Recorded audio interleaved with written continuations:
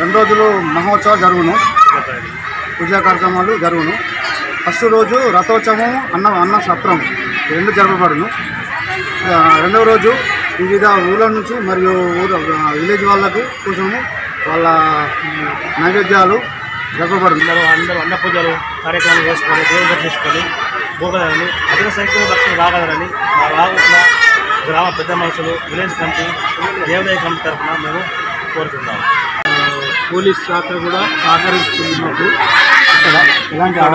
ఎలాంటి ఇబ్బందులు కలగకుండా ఎన్నిసారి గారు పర్యవేక్షణలో ఇక్కడ ఎలాంటి అవాంఛనీయ సంఘటనలు జరగకుండా వాళ్ళ పర్యవేక్షణలో ఉంటున్నారు. కాబట్టి వాళ్ళకు కూడా మా వీడియోస్ తరఫున ధన్యవాదాలు తెలుపుతున్నాను.